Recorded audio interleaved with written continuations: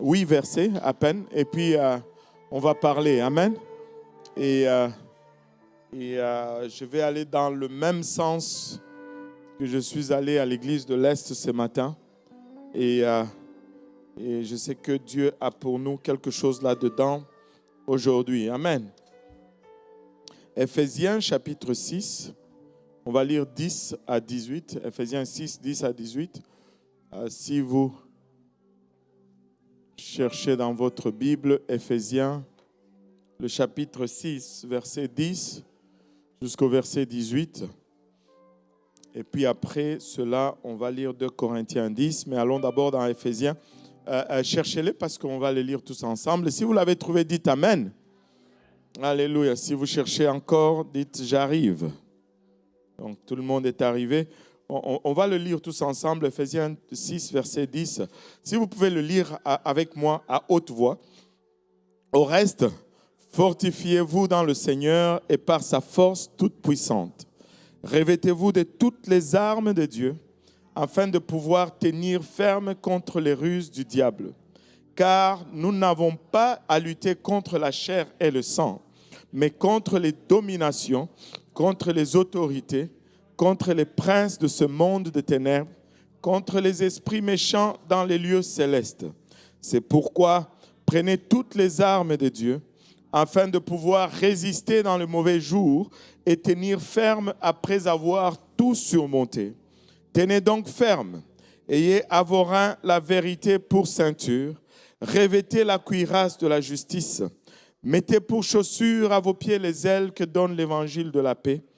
Prenez par-dessus tout cela le bouclier de la foi, avec lequel vous pourrez éteindre tous les traits enflammés du malin. Prenez aussi le casque du salut et l'épée de l'Esprit qui est la parole de Dieu. Faites en tout temps par l'Esprit toutes sortes de prières et de supplications. Veillez à cela avec une entière persévérance et priez pour tous les saints. Amen. Alléluia. Et après cela, on va aller dans 2 Corinthiens chapitre 10, verset 4 à verset 5. La Bible nous dit ceci. 2 Corinthiens 10, 4 à 5. On va le lire également, c'est juste 2 versets. Car les armes avec lesquelles nous combattons ne sont pas charnelles, mais elles sont puissantes par la vertu de Dieu pour renverser des forteresses. Nous renversons les raisonnements et toute hauteur qui s'élève contre la connaissance de Dieu et nous amenons toute pensée captive à l'obéissance de Christ. Prions tous ensemble. Seigneur, nous te sommes infiniment reconnaissants, Papa, de ton amour, de ta bonté, de ta fidélité, du privilège que nous avons. Venir ensemble, Papa, et de sentir ta présence en ces lieux. Merci pour la croix, Papa, qui a rendu cet accès possible.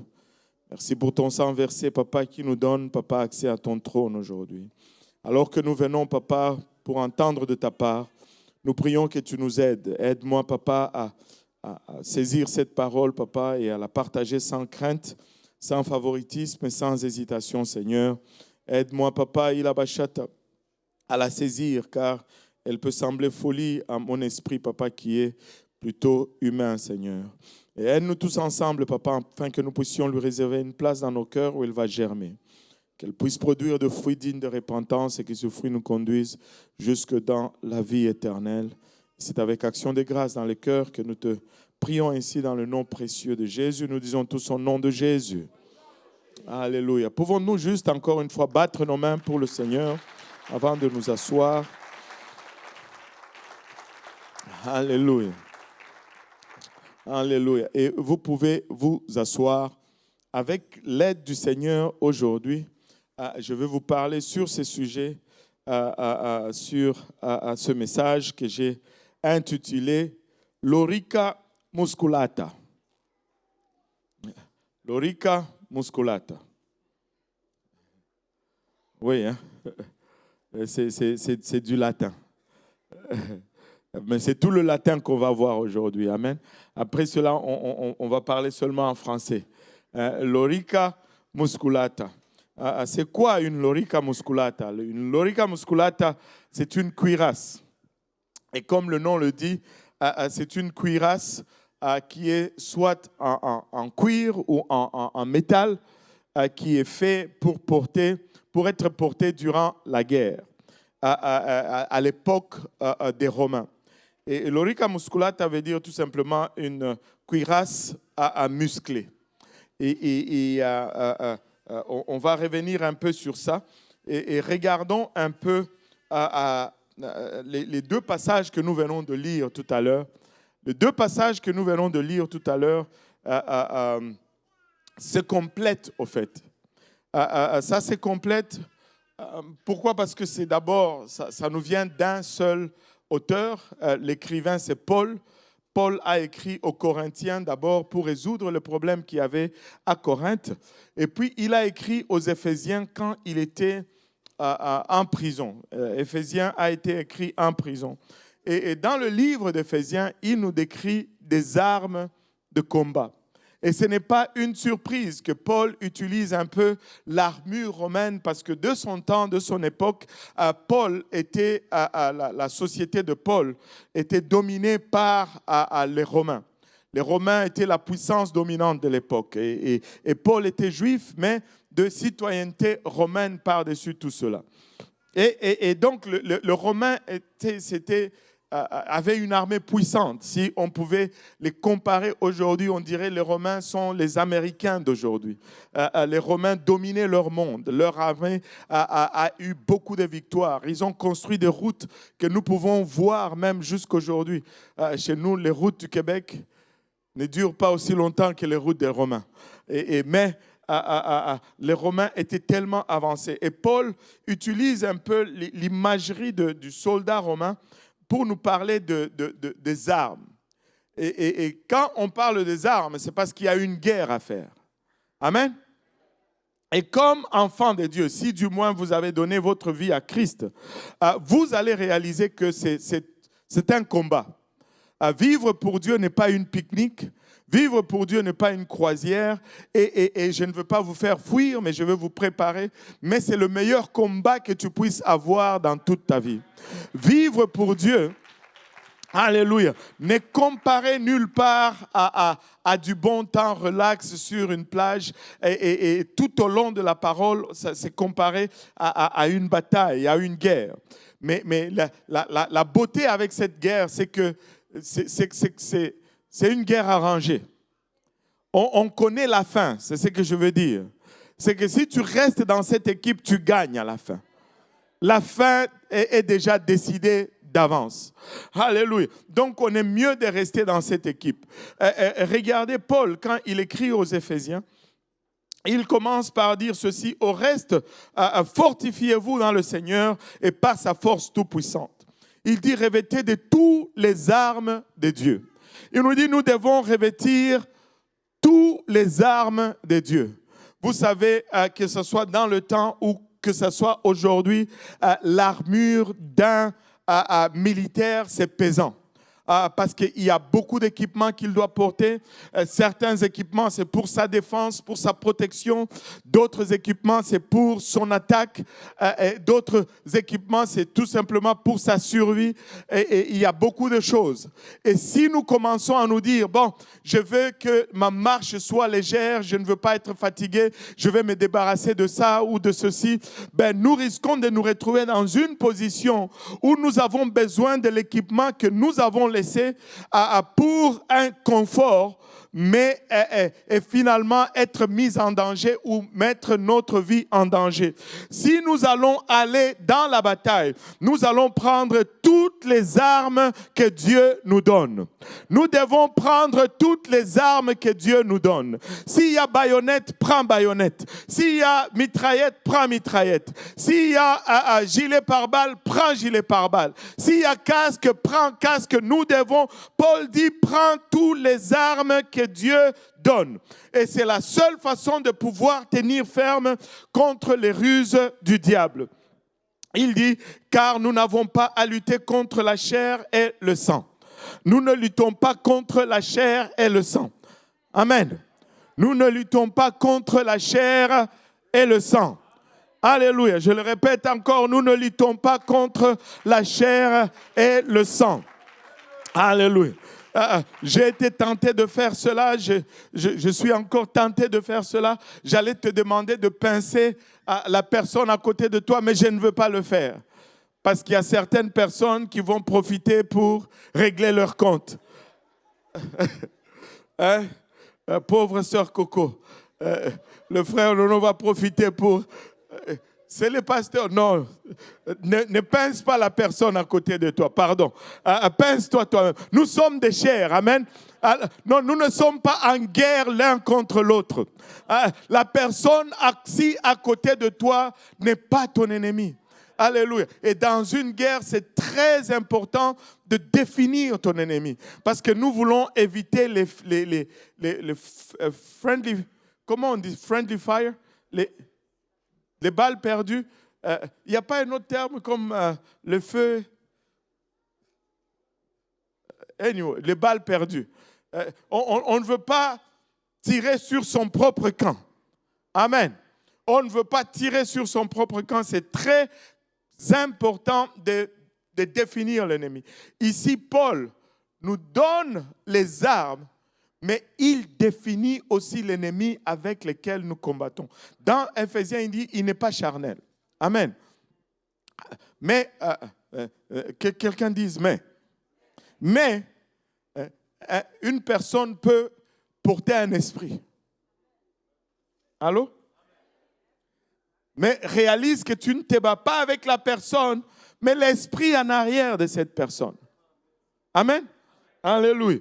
Donc, nous n'avons pas à lutter contre la chair et le sang.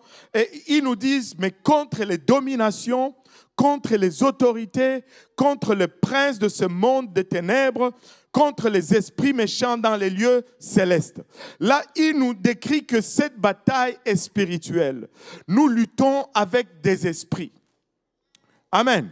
Il y a un monde spirituel là contre lequel nous luttons. N'ayez pas peur. La différence, tout simplement, c'est que des fois, on est conscient de cela. Mais peut-être avant, on n'était pas conscient. Mais il y a un monde spirituel aussi réel que le son de ma voix, aussi réel que le visage que vous regardez. Il y a un monde spirituel contre lequel nous luttons continuellement. Mais nous voulons lutter de la bonne façon. Avant de regarder les armes, regardons un peu un aspect ici en regardant 2 Corinthiens 10, 4. Il dit, car les armes avec lesquelles nous combattons ne sont pas charnelles, mais elles sont puissantes par la vertu de Dieu pour renverser des forteresses. Il nous a donné les armes dans le chapitre 6 de Éphésiens et il nous a prescrit que nous ne luttons pas contre la chair et le sang. Mais quand il va à Corinthiens, il nous dit, même les armes que nous avons ne sont pas non plus charnelles. Amen. Donc le combat est spirituel. Maintenant, regardez qu'est-ce qu'il y a. C'est une révélation ici pour renverser des forteresses. Les armes que nous avons, c'est pour renverser des forteresses. Moi, j'aurais voulu qu'ils disent que les armes que nous avons, c'est pour bombarder les esprits. Allô? Mais il dit pour renverser les forteresses. Donc, pour faire le combat spirituel avec les armes que Dieu nous donne, nous devons bombarder des forteresses. Allô? Nous devons... Si nous allons le faire à la façon de Dieu, nous allons nous attaquer à des forteresses. Maintenant, c'est quoi les forteresses? Il nous les décrit lui-même. Il nous dit au verset 5 que nous renversons les raisonnements. Il dit les forteresses que nous renversons, ce sont des raisonnements. Vous savez, tout combat spirituel se passe dans le raisonnement. Si tu veux avoir une victoire sur l'esprit, il faut que tu t'attaques à la pensée. il dit, nous renversons les raisonnements et toute hauteur qui s'élève contre la connaissance de Dieu. Non seulement nous renversons les raisonnements, mais nous renversons le pensée. Toute hauteur, c'est toute philosophie ou toute pensée qui s'élève contre la connaissance de Dieu. Et si nous vivons dans une société où les raisonnements sont conçus pour que la connaissance de Dieu soit abolie, c'est bien la société dans laquelle nous vivons. Nous vivons dans une société où non seulement nous avons effacé complètement Dieu de la pensée de l'homme, mais nous sommes arrivés jusqu'à effacer le diable c'est la plus grande escroquerie de penser que le diable n'existe pas. C'est le plus grand piège dans lequel vous pouvez tomber. Dieu existe, Dieu est réel, le diable existe et le diable est réel, mais nous servons un grand Dieu, nous ne sommes pas intimidés. Alléluia, nous avons les armes. Nous faisons partie de la meilleure armée qui puisse exister. Nous sommes équipés à point, nous sommes armés jusqu'aux dents pour faire face à la musique. Il dit de renverser toute hauteur qui s'élève contre la connaissance de Dieu. Et nous devons connaître Dieu. Oh, nous devons le connaître. Et nous amenons toute pensée captive à l'obéissance de Christ. Qu'est-ce que cela veut dire? Cela veut dire tout simplement que quand je pense, je dois me demander, est-ce que Christ penserait de cette façon? Ma pensée doit être captive à l'obéissance de Christ. Les Anglais ils ont une acronyme qui dit WWJD. What would Jesus do? Que ferait Jésus? En toute situation, si je vais amener mes pensées captives à l'obéissance de Christ, je me poserai la question avant toute action, que ferait Jésus dans un cas comme ça? C'est comme ça que je soumets mes pensées à la pensée de Christ. J'abandonne mes pensées à la pensée de Christ. Alléluia. Je vais revenir un peu encore sur les forteresses. Vous savez, tout combat spirituel va être gagné dans les pensées. Parce que les forteresses ce sont les lieux duquel le diable va lancer ses attaques dans nos vies. Tout esprit qui va nous attaquer va passer par nos pensées. Ça va passer par nos pensées. Et il y a beaucoup de pensées qui se bousculent dans la tête des gens. Heureusement que le Seigneur ne nous permet pas de lire les pensées les uns des autres. N'est-ce pas une bonne chose? Des fois, il y a ces pensées qui me traversent. Je dis, ouf, merci Seigneur que personne ne peut le voir parce que ce n'est pas bon. Ce n'est pas bon, les pensées. C'est sauvage et ça part dans tous les sens. Mais laissez-moi vous dire ceci. Si tu vas gagner un combat spirituel, ça va être là-dedans d'abord. Plusieurs personnes vont m'appeler pour me dire, pasteur, tel m'a donné telle parole, tel m'a donné telle prophétie. Laissez-moi vous dire ceci.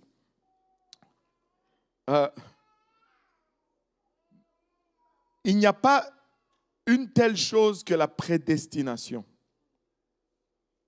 Tu n'es pas condamné à aller en enfer et tel condamné à aller au ciel. Dieu nous a donné le pouvoir de choisir. Et ce pouvoir implique beaucoup dans notre quotidien. Nous sommes faits de chair, n'est-ce pas? Enfin, de la terre. Amen. Dieu a pris la poussière de la terre et il a formé nos corps. Nous sommes une terre.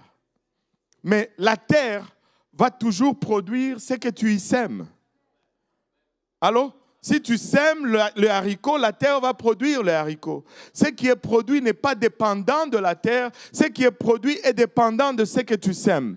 Peuple de Dieu, nous devons apprendre à accepter les bonnes semences et à rejeter les mauvaises semences. C'est une loi spirituelle, alléluia, qui régit tout ce qu'on vit spirituellement. Si tu acceptes le négatif, tu vas récolter le négatif. Si tu acceptes les malédictions, tu vas récolter les malédictions. Mais si tu acceptes la grâce, tu vas récolter la grâce. Si tu acceptes la foi, tu vas récolter la foi. Ça m'est égal ce que quelqu'un dit ou ce que quelqu'un rêve. Alléluia, j'ai choisi la sémence qui rentre dans cette terre. Tu dois déterminer quelle sémence tu dois recevoir. Job le dit de cette façon, ce que je crains, c'est ce qui m'atteint, ce que je redoute, c'est ce qui m'arrive, ou quelque chose comme ça.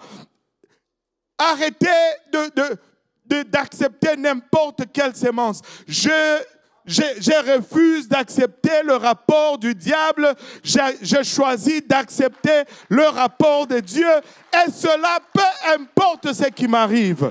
Peu importe ce qui m'arrive, je veux vivre par la foi et je vais mourir par la foi. Que Dieu le fasse, je vais garder ma foi. Que Dieu ne le fasse pas, je vais garder ma foi.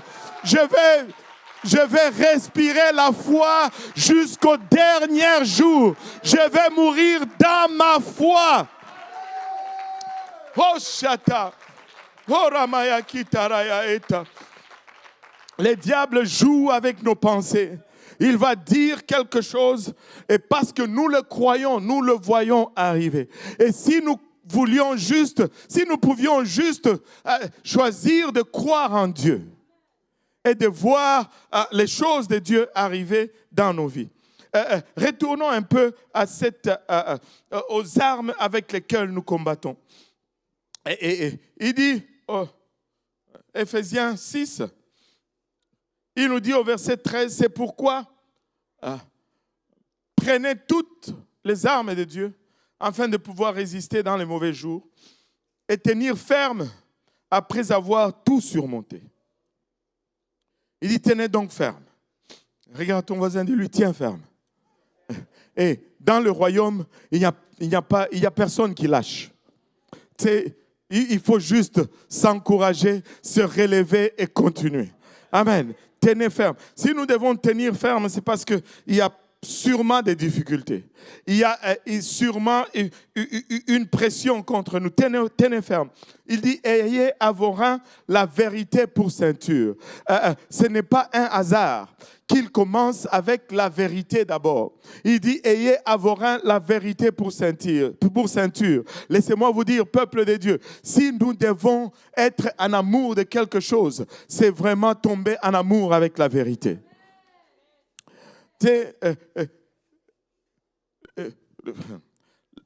Nous devons aimer la vérité. Si nous n'aimons pas la vérité, nous allons tomber dans la désillusion.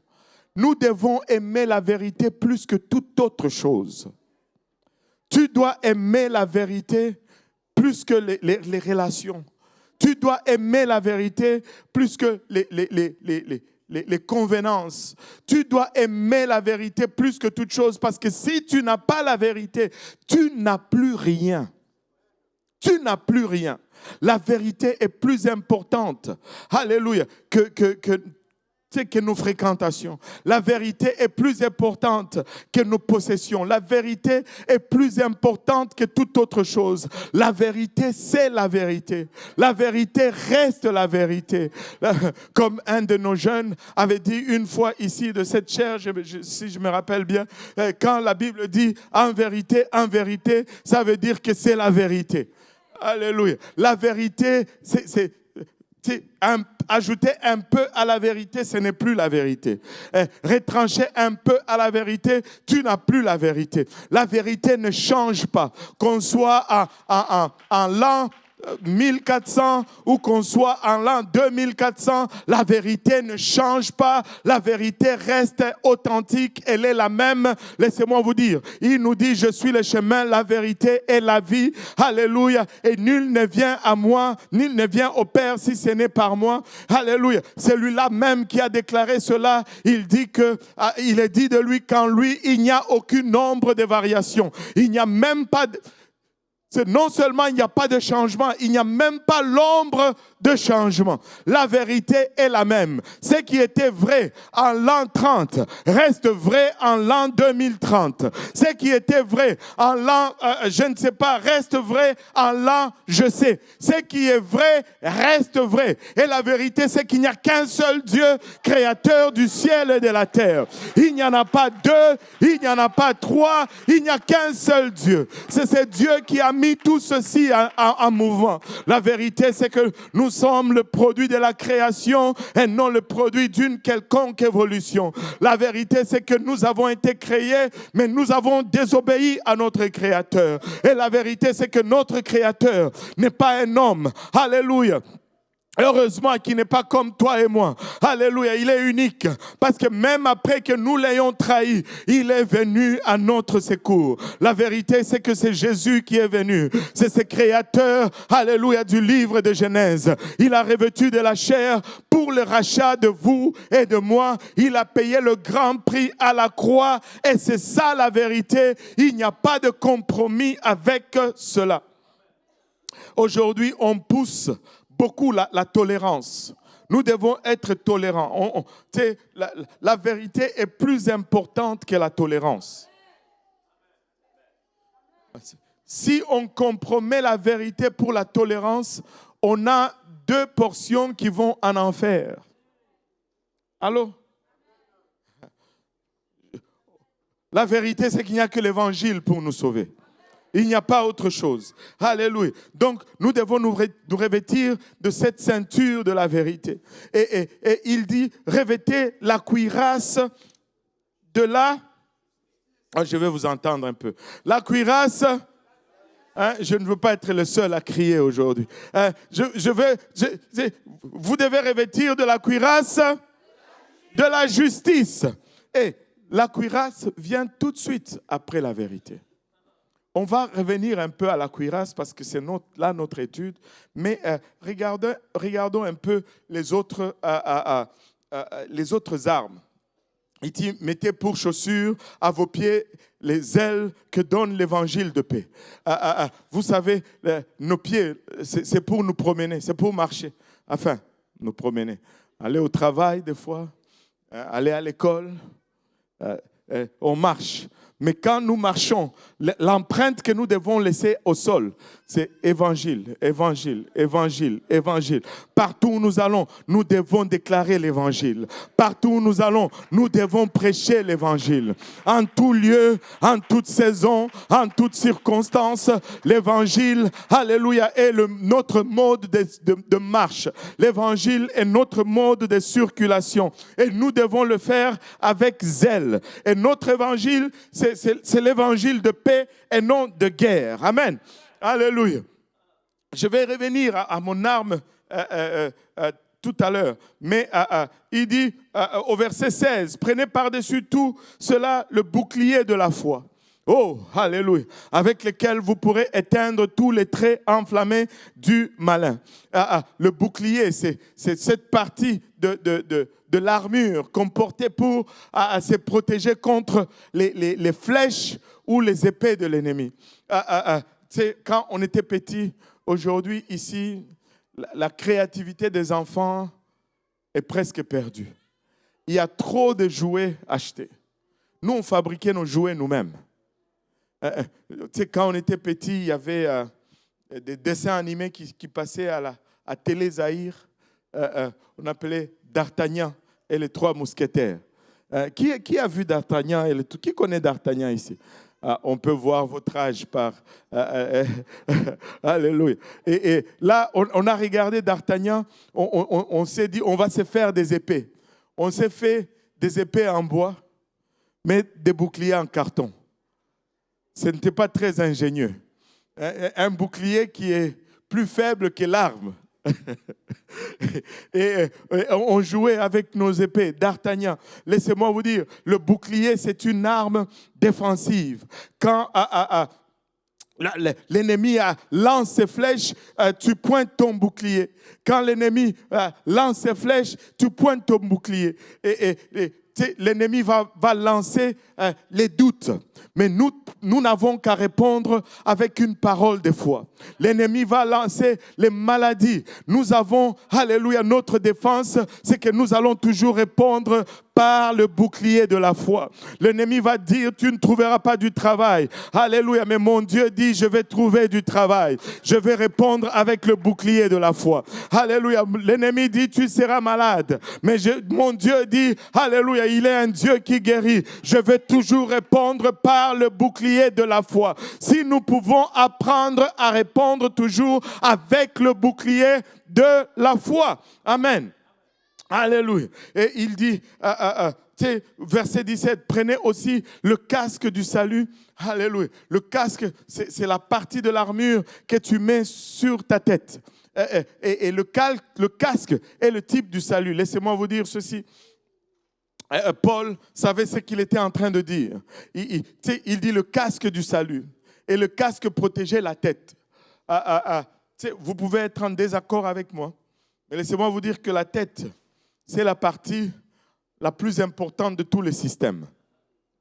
Amen. Et il faut bien le protéger. Et la seule chose qui va protéger la tête, c'est le salut.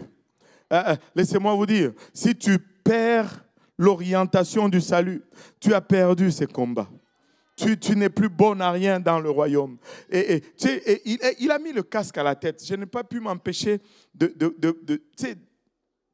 montrer un peu l'importance de la tête. Vous savez, est-ce qu'il y en a qui connaissent la boxe ici? La boxe, il y en a qui connaissent la boxe. Est-ce qu'il y en a qui... allez, on ne va pas vous dire, on ne va pas vous traiter de violent. Hein? C'est sous le sang. Amen. Alléluia. Moi, je viens d'une famille de boxeurs. Tout le monde à la maison était des boxeurs. Même les femmes ont porté des gants de boxe chez nous. Là.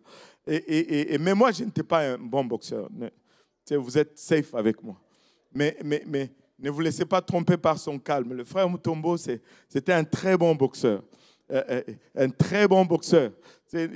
En tout cas, soyez sages. Un bon entendeur. Alléluia. Et quand deux boxeurs se battent, oui, ils vont taper au corps, au ventre, mais ils vont essayer de taper le plus la tête. Parce que quand la tête est atteinte, le reste ne peut plus être coordonné. Notre tête doit être protégée. Et il dit le casque du salut. Quand notre salut est affecté, on ne peut plus rien faire. Par-dessus tout, je dois être sauvé. Si nous perdons l'importance du salut, tout le reste que nous faisons là, c'est du blabla. Dieu peut nous guérir, mais si nous sommes perdus, ça nous donne quoi? Tu peux aller en enfer en bonne santé. Allô? Si tu ne veux pas ça. Je préfère même, il le dit dans sa parole, je préfère rentrer au ciel borgne, alléluia, que avoir mes deux yeux et aller en enfer. Le salut, c'est la tête.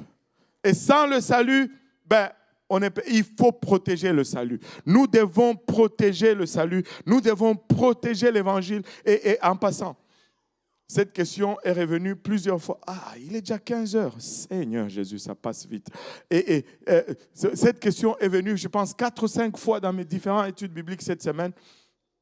Et si j'ai reçu le Saint-Esprit et que je ne suis pas baptisé, suis-je sauvé? Qu'est-ce qu'on répond? Il y en a qui ont dit oui, il y en a qui ont dit non. Les deux, vous avez échoué. Ne répondez pas.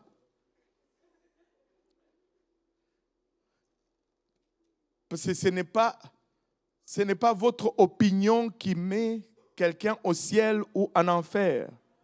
Mais donnez-leur la parole de Dieu. Parce que nous sommes sauvés selon la parole de Dieu et non selon nos opinions. Des fois, tu peux être baptisé, trempé, parlant en langue. Tu peux te retrouver en enfer en parlant en langue. Parce que ton cœur n'est pas à la bonne place. Donc, ce n'est pas ma responsabilité. Ma responsabilité, c'est de prêcher l'évangile. Ma responsabilité, c'est de dire, voici ce que le livre dit. Voici ce que le livre déclare. Et tu, alléluia, en accord avec le livre. Et tu vas répondre à ta question. Ce n'est pas... Mon opinion ne mettra personne ni au ciel ni en enfer. Alléluia. Mais mon travail, c'est de déclarer le plein évangile. Et selon la parole de Dieu, alléluia, la Bible nous dit, allez prêcher la bonne nouvelle à toute créature. Celui qui croit et qui s'est fait baptiser sera sauvé. Celui qui ne croit pas sera condamné parce qu'il ne sera même pas baptisé. Donc, tu donnes la parole. Allô? Alléluia. Je dois avancer. Ça, nous devons rester focus sur le salut. Amen. Et il dit, et l'épée de l'esprit. Prenez aussi, au verset 17, l'épée de l'esprit. L'épée de l'esprit, c'est la parole de Dieu, qui est la parole de Dieu. Et l'épée que nous manions, notre seule arme d'attaque, c'est la parole de Dieu. Notre seule arme d'attaque, c'est la parole de Dieu. Alléluia. Si tu es le Fils de l'homme, change ces pierres en pain. Il est écrit que l'homme ne vivra pas seulement de pain. Si tu es vraiment le Fils de Dieu, jette-toi, alléluia, de ce sommet. Il est écrit que l'homme ne tentera pas son Dieu. Si adore-moi, il est écrit, si nous allons vaincre l'ennemi, c'est parce que nous allons être capables de dire ce qui est écrit. Pas seulement que, le pasteur a dit ceci. Non. Nous devons aller le lire. Alléluia. Et l'emmagasiner de nous-mêmes. Et comme ça, lorsque l'ennemi vient frapper à notre porte, nous pouvons le sortir en disant, il est écrit, diable, tu es menteur. Il est écrit. Si nous devons apprendre à prier à travers la parole. C'est quand tu pries à travers la parole, les chances que Dieu ne te réponde pas sont nulles. Parce que c'est sa parole déjà. S'il ne te répond pas, tu dis, mais Seigneur, c'est parce que c'est toi qui l'avais dit. Amen. Prions la parole. Prions la parole. Alléluia. Et c'est notre seule arme d'attaque. Et le verset 18, très souvent, on oublie cela dans l'armure. Il dit, faites dans la plupart du temps. Faites chaque jour. Faites souvent. Faites plus ou moins souvent. Non, faites en combien de temps? Faites en combien de temps? En tout temps, par l'Esprit. Oh Seigneur Jésus, laissez-moi un peu adresser ceci. Il a dit, faites en tout temps, comment? Par l'Esprit, toutes sortes de prières et de supplications. Vous devez prier en langue. Quand on reçoit le Saint-Esprit et qu'on parle en langue, prier en langue, ce n'est pas un accessoire décoratif dans notre marche avec Dieu. Tu dois prier en langue tous les jours. Certains d'entre vous ont honte de prier en langue. C'est le temps de prier en langue. Amen. Mais quand on parle des Canadiens ou des politiques ou des modes, la voix sort. Non, s'il vous plaît. Parler à Dieu, c'est la chose. Il faut parler en langue en tout le temps. C'est prier par l'Esprit, c'est prier en langue. Par toutes sortes de prières et des supplications. Et il dit, veillez à cela avec une entière persévérance. Alléluia. Et priez pour tous les saints. C'est-à-dire, nous devons prier les uns pour les autres. Hein? Allô? Nous devons prier les uns pour les autres. Priez pour tous les saints. Tous les saints. Maintenant, si nous regardons ces armes, il y en a, je n'ai pas fait le compte, il y en a plusieurs. Mais nous allons remarquer qu'il y a une certaine différence dans leur utilisation et dans leur façon d'être. Regardons un peu cette cuirasse qu'on portait. Vous savez, la cuirasse était appelée l'orica musculata. Elle formait un peu le corps, elle épousait les formes du corps. Et elle était particulière dans ce sens que c'est la seule partie de l'armure qui littéralement ne bougeait pas. Quand on te la mettait, elle restait là fixe. Et donne-moi un peu l'image. Avance un peu. Avance un peu. Avance encore. Voilà. Et tu sais, elle ne bougeait pas. Elle était faite en cuir, mais après, on a commencé à la faire en métal pour juste s'assurer que elle faisait bien son rôle. Maintenant, chez les Grecs, chez les Spartates, c'est là où on avait vraiment cette cuirasse qu'on appelait cuirassa musculata. Et parce qu'on imprégnait même les formes de muscles dans cette cuirasse. De sorte que même si tu étais un one-pack, quand tu portais la cuirasse, tu avais six-pack. Tu avais l'air bien taillé comme si tu étais au gym. Et là, quand l'ennemi te voyait comme ça, il était comme « Waouh! À quoi est-ce que j'ai affaire ici? » Amen. Et l'autre particularité de cette cuirasse, c'est que le bouclier, tu le prenais toi-même. L'épée, tu le prenais toi-même. Les sandales, tu les portais toi-même. Mais la cuirasse, avec cette particularité que c'était des fois des esclaves, c'était des fois des personnes assignées dans l'armée pour faire cela, mais c'est quelqu'un d'autre qui t'attachait ta cuirasse. Tu ne la mettais pas tout seul. Ça prenait quelqu'un pour t'aider à la porter. Laissez-moi vous dire, frères et sœurs, nous avons besoin l'un l'autre pour revêtir notre cuirasse. Nous avons besoin l'un l'autre, alléluia, pour revêtir cette armure importante. Tu sais, Dieu m'a donné, je crois, en tout cas, soyez patients avec moi, je vais appeler ça une autre révélation. J'ai trop de révélations ces derniers temps. Une autre révélation. Vous savez, il y a une raison pourquoi Dieu nous laisse imparfaits. C'est pour que nous puissions nous parfaire les uns les autres. C'est ton imperfection qui me donne l'opportunité de devenir un homme patient. Si tu étais parfait, je n'allais rien avoir pour travailler ma patience. C'est ton imperfection qui me permet d'exercer, d'outrepasser ma bonté. Amen. Si tu étais parfait, je n'allais pas avoir d'effort à faire. Il n'y a pas beaucoup d'amen. Mais c'est mon imperfection qui parfait ta patience aussi. Tu m'appelais une fois, je n'ai pas répondu. Appel de... C'est pour parfaire ta patience. Amen.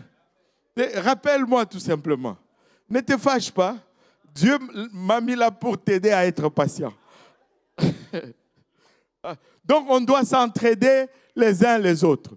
Et quand on regarde l'armée romaine, il y avait une autre particularité, c'est qu'il y avait les cuirasses étaient différentes. Il y avait les cuirasses des officiers, c'est-à-dire les généraux, les centurions, mais il y avait les cuirasses des soldats, des fantassins, ceux qui étaient en guerre. Mais les cuirasses des généraux, on aurait pu avoir tendance à penser que les généraux allaient avoir des cuirasses plus perfectionnées, plus efficaces. Non, au fond, les cuirasses des gradés de l'armée étaient moins performants ou moins efficaces que les cuirasses des fantassins.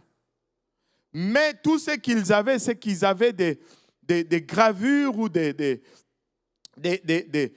insignes qui montraient leur titre ou leur grade. Ça leur permettait d'être distingués. Mais ça ne leur donnait pas plus de protection. Et je veux faire un clin d'œil là-dessus. Un titre ne te protège pas plus. Donne-moi cette cuirasse de fantassin, alléluia, et garde les titres.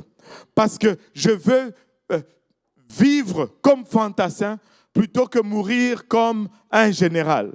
Dans le royaume de Dieu, les titres, ce n'est rien, frères et sœurs. Ce n'est rien. Alléluia, c'est notre engagement dans la bataille qui détermine toute chose. Alléluia.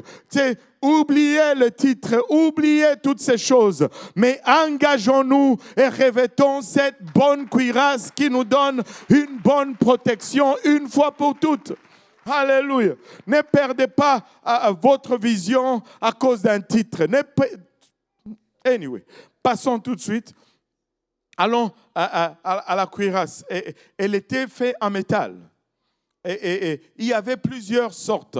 Il y avait ceux-là qui étaient en une pièce, en une seule pièce. C'est vraiment celle qu'on appelait l'orica. C'est quoi encore le mot? J'oublie. Musculata. J'oublie mon latin là. J'en ai oublié mon latin, comme ils disent. Et c'était en une pièce. Mais avec le temps, ils ont commencé à faire de cuirasses segmentées. Et ça, c'était pour ajouter un peu d'agilité, et un peu de mobilité aux soldats.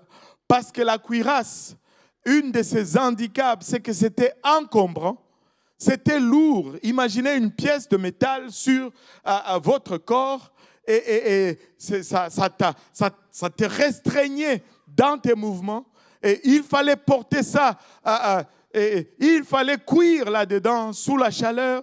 Et ils ont commencé à faire ce qu'on appelait l'orica segmentata, c'est-à-dire segmenté. Mais ça devenait quand même plus lourd. Mais laissez-moi vous dire, tu voulais porter ta cuirasse parce que ta cuirasse protège ton corps. Ta cuirasse protège tous les organes vitaux. Mais par-dessus tout cela, ta cuirasse protège ton cœur. Et le cœur, alléluia, c'est l'élément qui pompe le sang. Si ton cœur est foutu, tu es également foutu. Et n'est-ce pas que Psaume 119... Psaume 119, verset 11. Qu'est-ce que nous dit Psaume 119, verset 11? Je ne l'ai pas dans le verset. Qu'est-ce qu'elle dit Psaume 119, verset 11? Je serre ta parole où? Dans mon cœur, afin de ne point pécher contre toi. Et je dois protéger le cœur parce que c'est là où il y a la parole de Dieu. Tu dis, mais pasteur, j'ai le bouclier. Laissez-moi vous dire, toutes les autres parties de l'armure sont sujets à l'habilité humaine. Tu les bouges. Ils sont affectés par nos qualités et par nos faiblesses.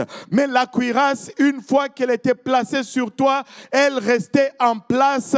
Elle faisait son travail. Nous avons besoin, alléluia, de la cuirasse. Alléluia, de la justice. Nous avons besoin de la cuirasse de la justice. Le bouclier pouvait être affaibli par ma faiblesse.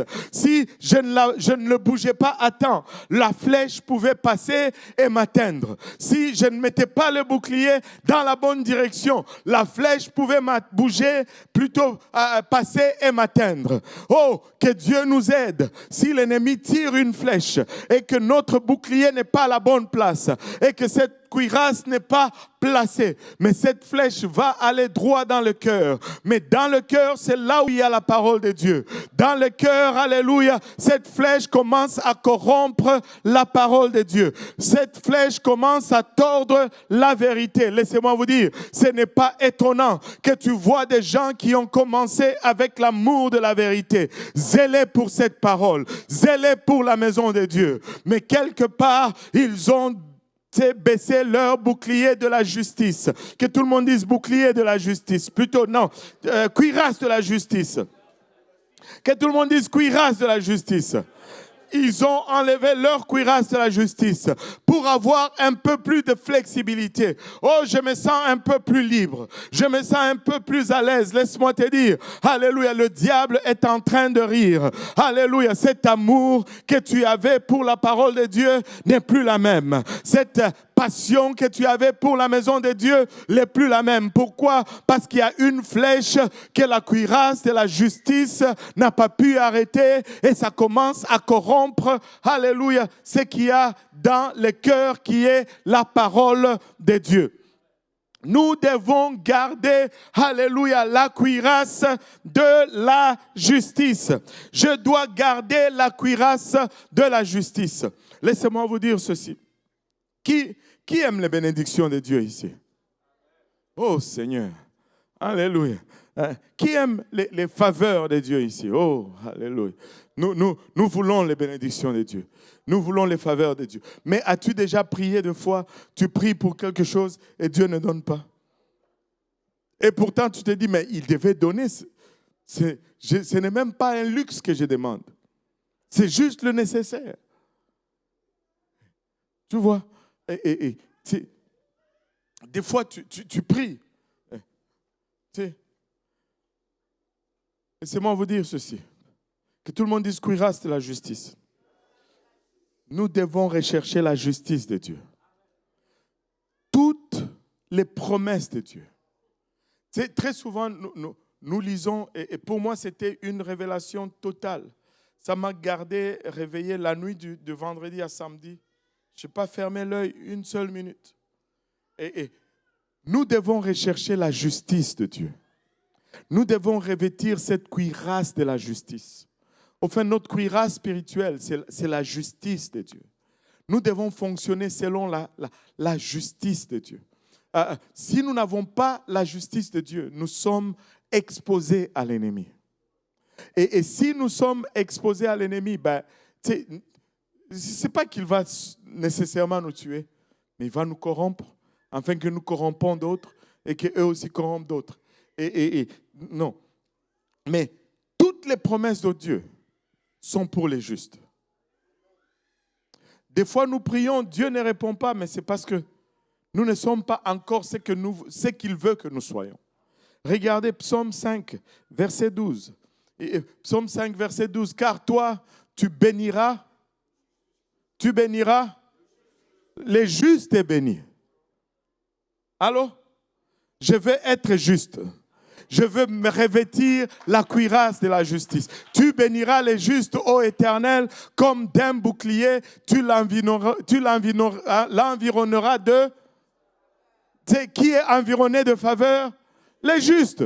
Je veux être juste. Je ne sais pas pourquoi, mais je ne sais pas pour toi, je veux dire, mais je veux revêtir la cuirasse de la justice. Les bénédictions et les faveurs de Dieu sont pour ceux qui sont justes. Sont pour ceux qui sont justes. Nous devons rechercher la justice de Dieu. Nous devons rechercher la justice de Dieu. Et vous savez, tout dans la parole de Dieu, c'est pour les justes. Psaume 34, verset 16. C'est « Seigneur, souviens-toi de moi. » Mais regarde, Psaume 34, verset 16. Les yeux de l'Éternel sont sur... Les yeux de l'Éternel sont sur... Et ses oreilles sont attentives à leurs cris. Alléluia. Je veux vivre selon la justice de Dieu. Je veux marcher selon la justice de Dieu. Alléluia. Proverbe 10, verset 3. L'Éternel ne laisse pas les justes souffrir de la faim. Encore une fois, c'est qui?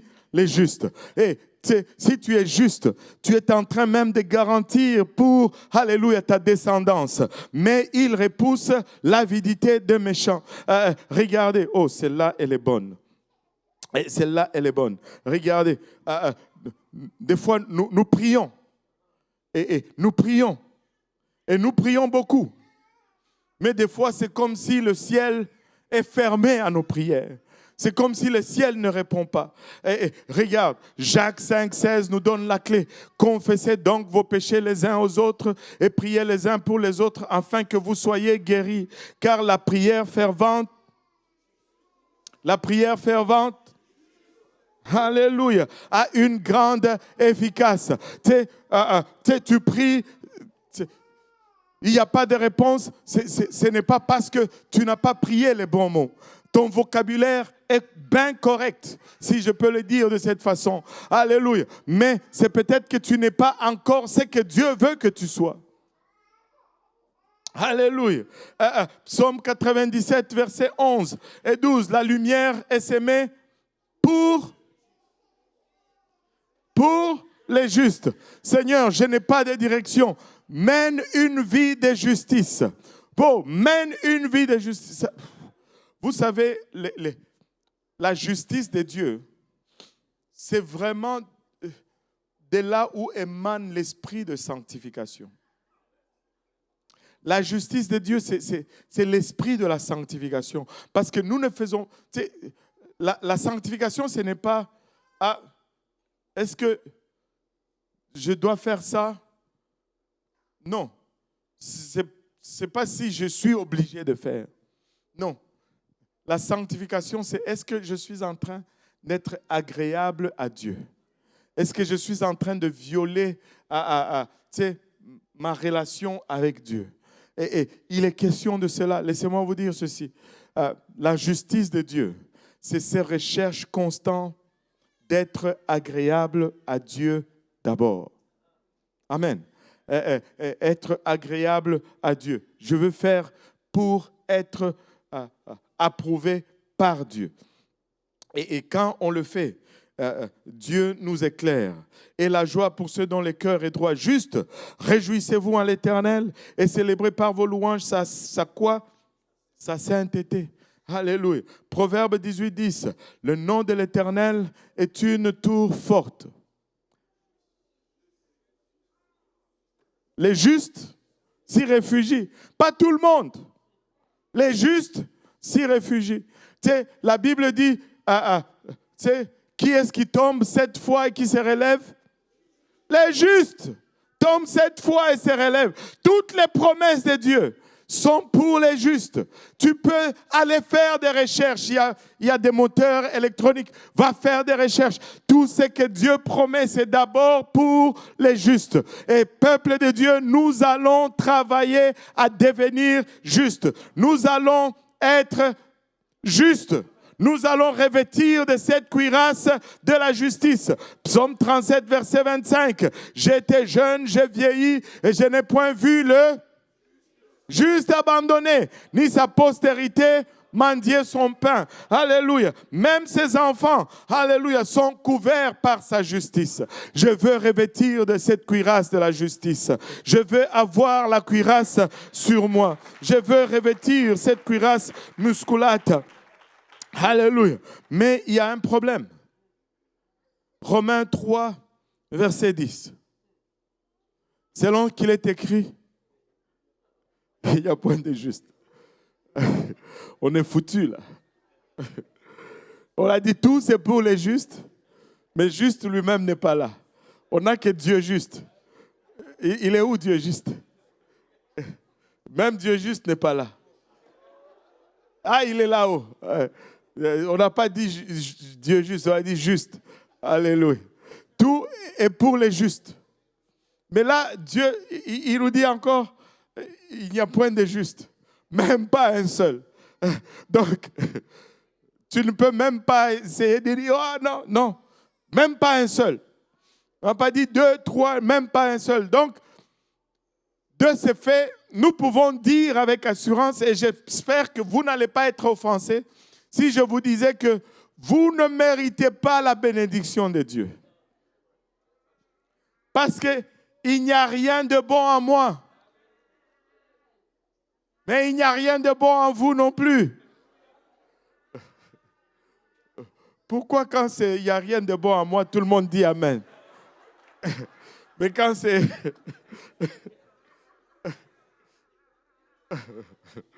Alléluia. Je sais qu'il n'y a rien de bon en moi. Il n'y a rien de bon en moi. Mais il n'y a rien de bon en nous. Dieu dit qu'il n'y a pas un seul juste. Nous avons hérité d'une nature corrompue de nos pères, qui l'ont hérité de leur père et de leur père, jusqu'à ce qu'on retourne au jardin d'Éden. Regardez ceci. Non seulement il n'y a aucun juste. On peut se dire, pasteur, OK, on va travailler pour être juste. Faisons un effort pour être juste. Même ça ne fonctionne pas parce que la Bible donne à l'endroit et à l'envers. Couvre tous les angles. Regardez, Romains 3,10 nous dit, selon qu'il est écrit, il n'y a point de juste, pas même un seul. Mais regardez Romains 10,3, il a juste changé les chiffres. Car ignorant la justice de Dieu et cherchant à établir leur propre justice, ils ne sont pas soumis. Wow, il n'y a vraiment pas d'espoir pour nous. Même lorsque nous faisons nos propres efforts, ça ne marche pas. Allô? Hey, c'est compliqué. Mais nous voulons les bénédictions. Alléluia, nous voulons les bénédictions. Il n'y a qu'une seule façon, alléluia, d'être juste. Il y a une seule façon de recevoir les bénédictions et il n'y a qu'une seule façon d'être juste. Ce n'est pas de travailler pour être juste, mais c'est de recevoir la justice de Dieu. Dieu donne sa justice. Tu sais, c'est pourquoi la cuirasse, là, il faut que Dieu te la mette. Mais le problème avec nous, c'est que nous sommes devenus tellement sophistiqués. Tu sais, je vais regarder si j'ai un petit billet ici. OK, j'en ai un petit. OK. Tu sais, nous donner, c'est une chose. Mais recevoir, c'est une autre chose. Vous savez que si on vous donne quelque chose, cela ne signifie pas que vous possédez la chose. Il faut que vous recevez la chose pour être en possession. Regardez cet exemple. Il y a besoin de $5 ici.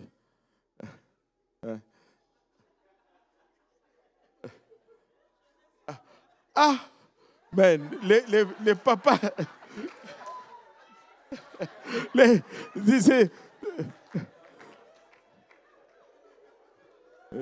ils ont gâté tout mon plan là. Ça, c'est quelle église, des gens qui se battent à l'église comme ça? Vous allez faire fuir les nouveaux? Aïe, aïe, aïe. Et la femme l'accueille là. Il a gagné la bataille. Ça, c'est le travail d'équipe. Alléluia. Mais tu sais, du temps que tu tends la chose, il n'y a pas de transfert de possession. Il faut qu'il y ait réception pour qu'il y ait transfert de possession. Dieu donne sa justice.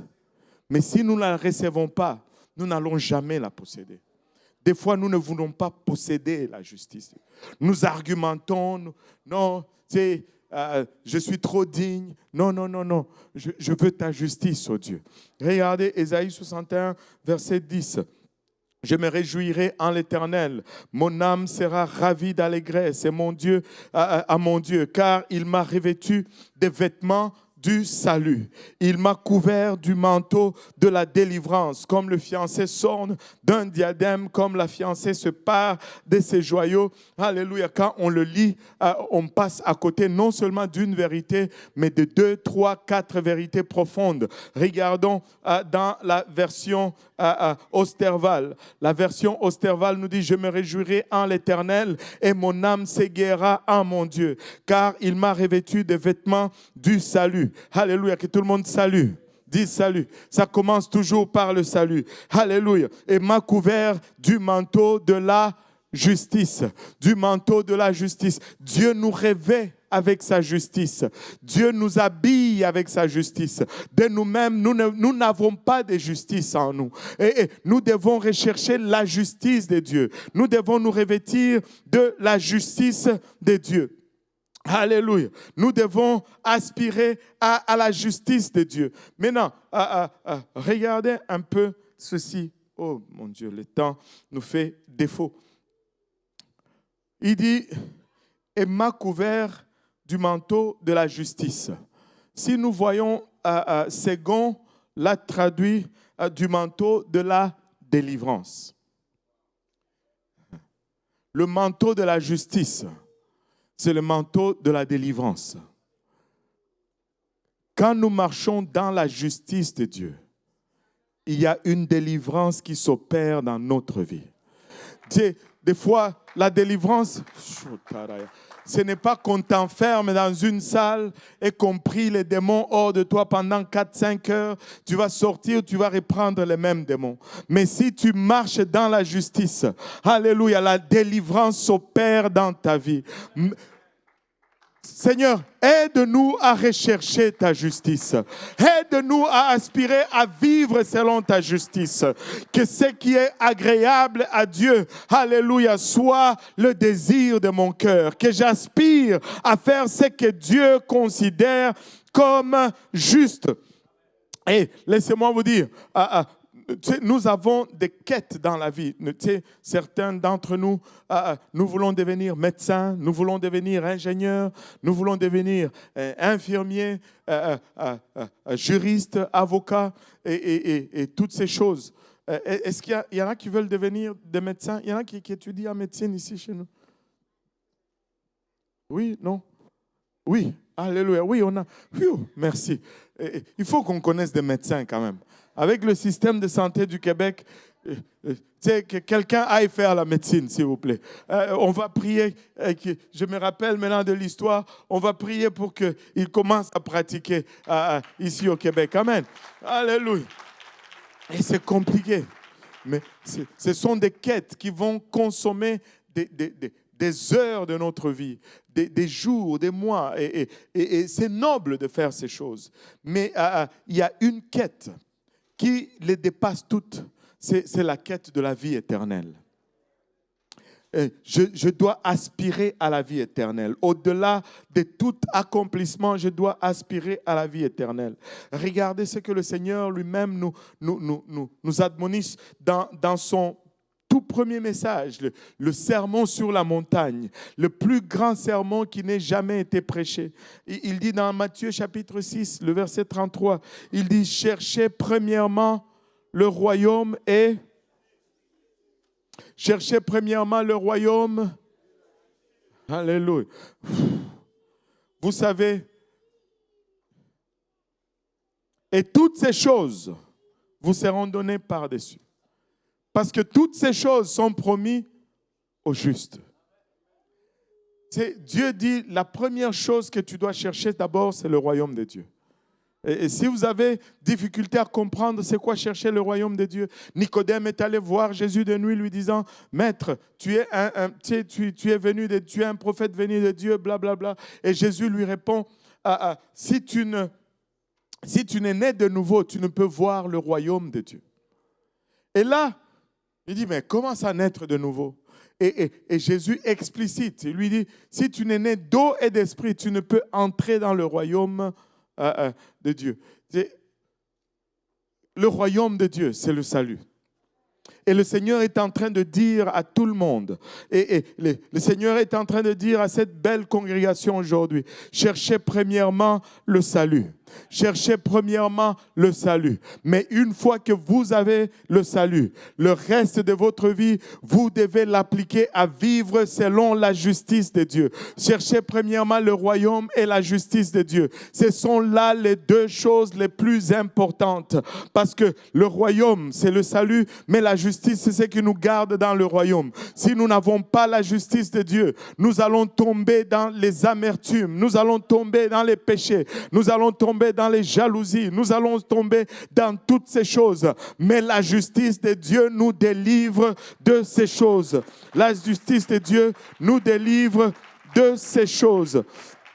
Maintenant, comment est-ce que je fais pour recevoir, alléluia, la justice de Dieu? Regardez Romains 14, verset 17. Romains 14, verset 17. Car le royaume de Dieu, ce n'est pas le manger et le boire, mais la justice, encore une fois, la justice, la paix et la joie, comment?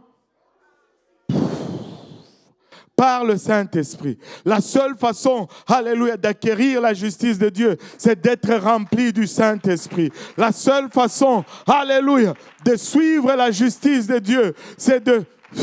Il faut que j'ai plus de Saint-Esprit que de chair.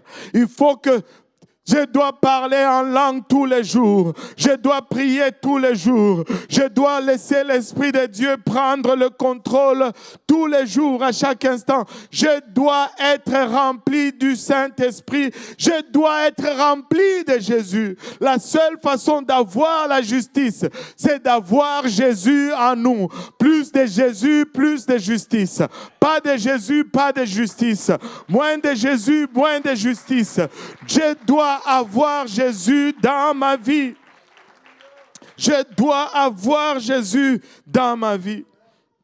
Oh Seigneur, je dois avoir Jésus dans ma vie. Cherchez premièrement le royaume et la justice de Dieu. Et toutes ces choses vous seront données par-dessus. Si nous cherchons le royaume, alléluia, si nous obéissons à l'évangile, nous entrons dans le royaume. Mais une fois que nous sommes dans le royaume, notre ordre de marche, c'est de marcher selon la justice de Dieu. Et si nous marchons dans la justice de Dieu, laissez-moi vous dire, nous sommes délivrés de beaucoup de choses. Tu sais, chute-moi un peu à Psaume 23. Nous le voyons, nous aimons ce passage, mais nous ne le voyons pas toujours. Psaume 23, donne-moi un peu Psaume 23 là-bas. Cantique de décret, l'Éternel est mon berger, je ne manquerai de rien. Nous aimons cette partie, n'est-ce pas? Dieu est mon berger, je ne manquerai de rien. Et il me fait reposer dans des verts pâturages.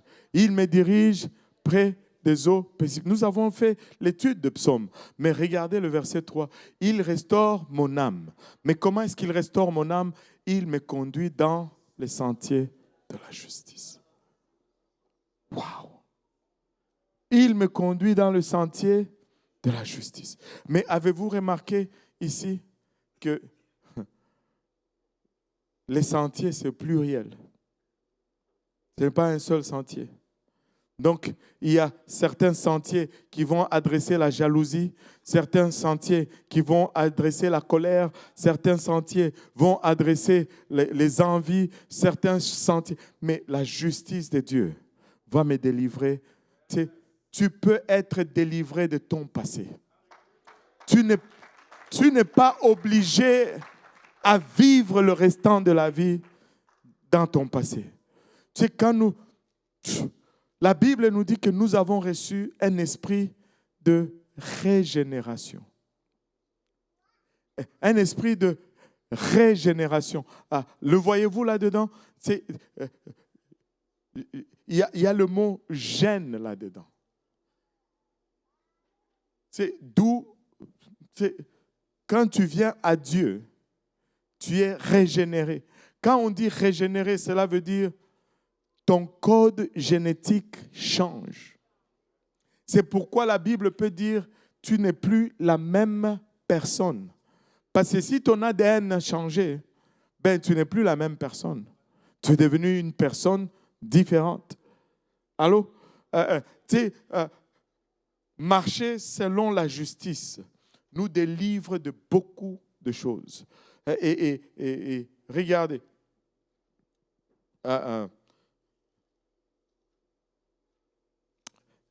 Je vais essayer de conclure avec ceci. Michée 6. Michée 6, versets 6 à 8.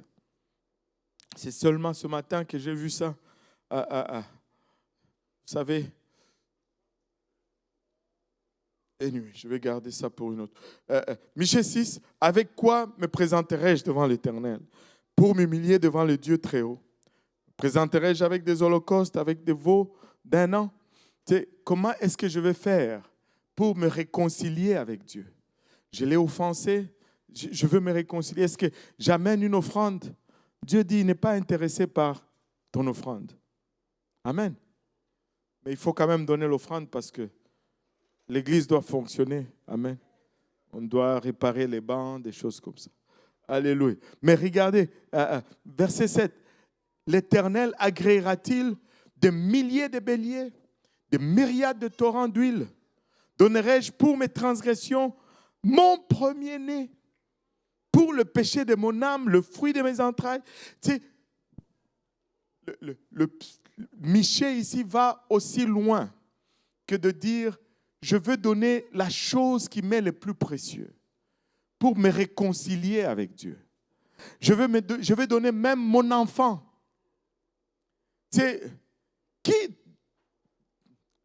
Oublie même le premier-né. Et juste ton enfant. C'est Dieu. Non.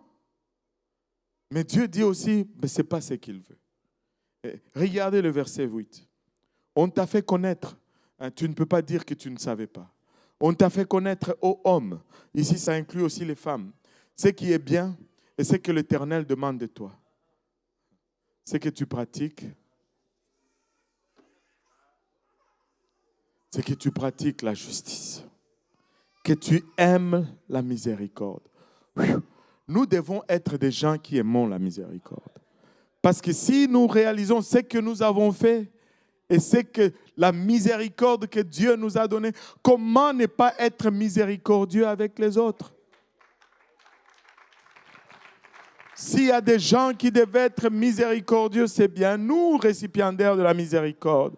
La miséricorde, c'est cet aspect de ne pas imputer.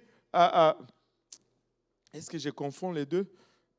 De ne pas donner la punition méritée à celui qui la mérite. Allô?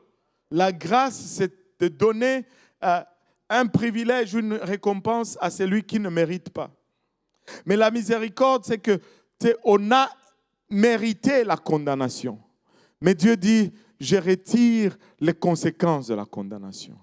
Waouh! Et que tu aimes la miséricorde et que tu marches comment? Humblement avec ton Dieu. Et très souvent, nous manquons l'objectif de la justice de Dieu parce que nous ne réussissons pas à marcher humblement devant Dieu. Mais si nous pouvons juste venir humblement devant Dieu, et laissez-moi vous dire, Dieu va nous rencontrer. Il va nous rencontrer. Regardez ceci.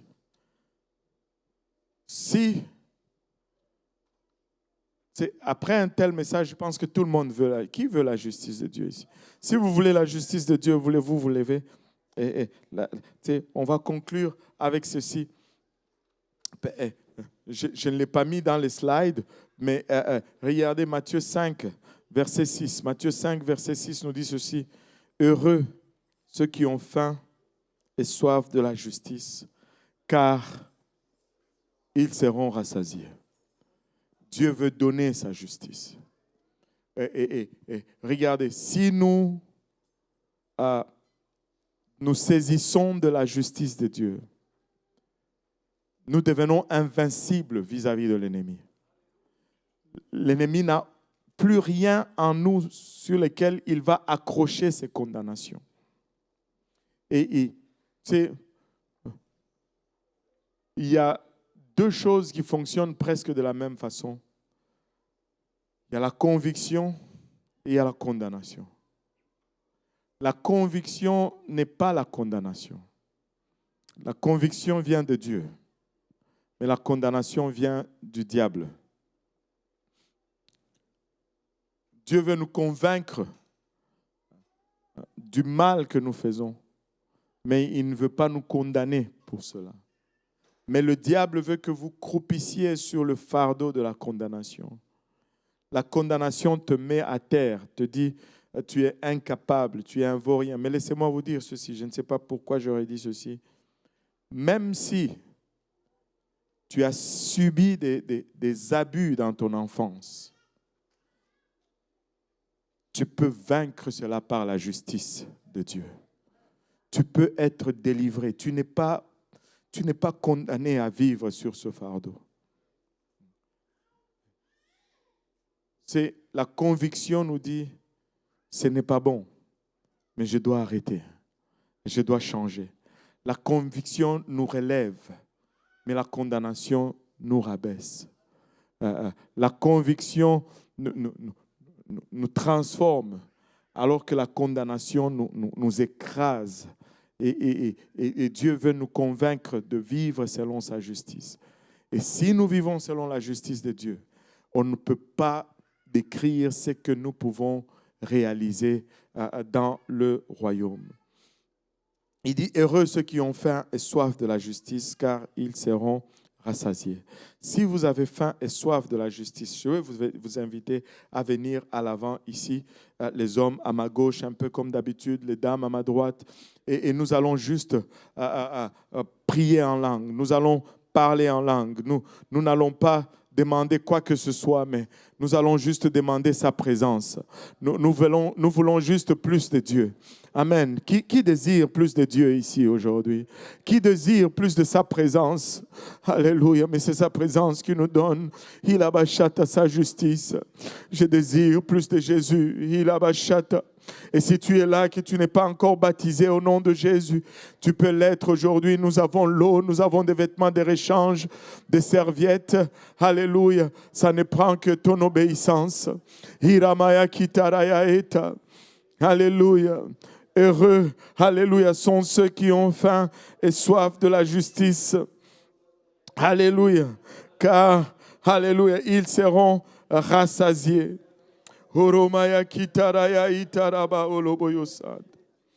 Alléluia, Jésus. Alléluia. Église, si nous pouvons juste commencer à parler en esprit, à prier en esprit pour un moment. Nous voulons juste cette présence, alléluia, de son esprit. Alléluia, que ça abonde dans ces lieux, que ça vienne nous couvrir. Parce que de nous-mêmes, nous avons réalisé que nous ne pouvons avoir la justice de Dieu. Alléluia, Jésus. Nous n'allons rien demander si ce n'est sa présence. Nous n'allons rien demander si ce n'est sa présence. Plus de Jésus, il abachata. Alléluia, alléluia, alléluia. Iramaya ketaraya. Orimaya itaraba oloboyo sataraba oloboyo sanda. Iramaya itaraba oloboyo santa. Inonde-nous de ta présence, Papa. Viens siéger, Papa, sur le trône de nos cœurs, sur le trône de nos vies, Papa. Nous venons amener nos pensées captives à ton obéissance, Papa. Nous convoitons ta justice, Père. Nous convoitons ta justice, ô Éternel. Humblement, nous venons, Papa, Ilabachata, reconnaissant qu'en nous, il n'y a rien de bon. En moi, il n'y a rien de bon, Papa. Mais Christ à moi, l'espérance de la gloire. Christ à moi, l'espérance de la gloire. Hiramaya kitaraya etaraba oloboyos. Korimaya itaraba oloboyos sataraba oloboyoshanda. Kiramaya itaraba oloboyos satara kelea eta. Korimaya itaraba oloboyos sataraba ya ketaraya eta. Kitamanaya itara kelea etara koloya mayai. Imo itara kelea e. Shandere ketere ya maya itara. Imanaya itara koloya eta. Kiromoyo itara baya kitamana. Kiramaya itara ba oloboyo satara ba oloboyo sa. Oromaya itara ba oloboyo sa. Alléluia. Il n'y a qu'une façon d'obtenir la justice de Dieu. C'est d'avoir plus de Dieu. Il a bachata. Nous n'allons pas l'obtenir par nos propres efforts.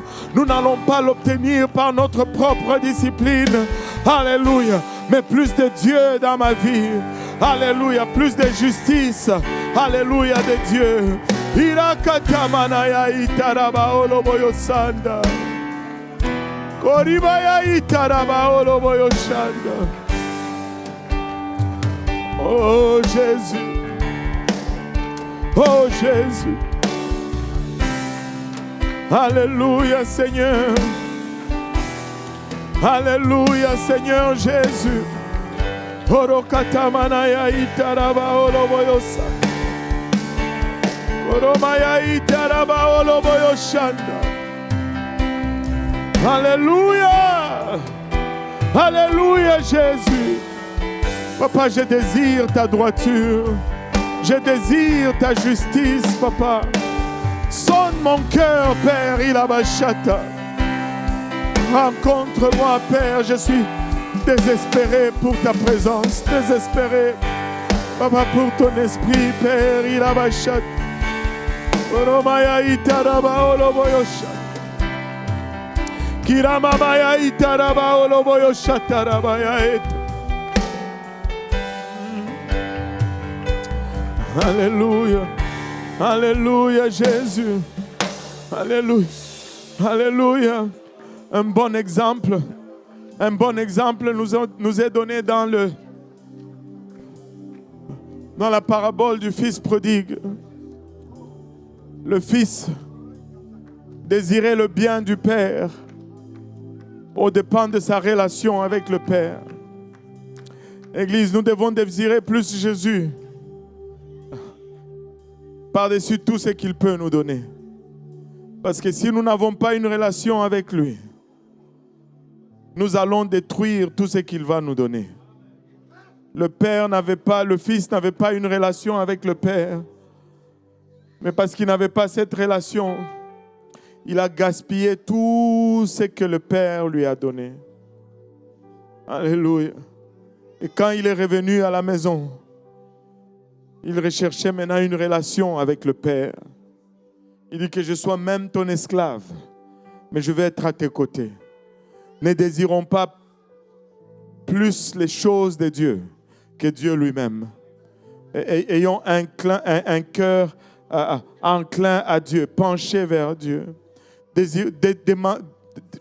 Convoitons la présence de Dieu plus que toute autre chose. Et juste avant de nous séparer, une autre chose qu'on va faire. Vous savez, le fils prodigue est parti. Quand il est revenu, un ancien dit ceci. Quand il est revenu, le père a couru vers lui. Il dit, pourquoi est-ce que le père a couru vers lui? Et ce serait possible qu'il voulait le rencontrer avant que l'autre fils le rencontre. Parce qu'il savait que son frère, il était un bon fils, mais il n'était pas un bon frère. Il ne s'est jamais réjoui du retour de son frère. Il est celui qui est resté à la maison. Il était un bon fils, mais il n'était pas un bon frère. Nous ne pouvons pas nous contenter juste d'être des bons enfants de Dieu. Mais nous devons aussi être des bons frères et des bonnes sœurs. Alléluia. Et tu sais, est-ce qu'on peut prier juste les uns pour... Trouve quelqu'un à côté de toi, prie pour une personne, parce que tu veux juste être un bon frère ou une bonne sœur. Alléluia.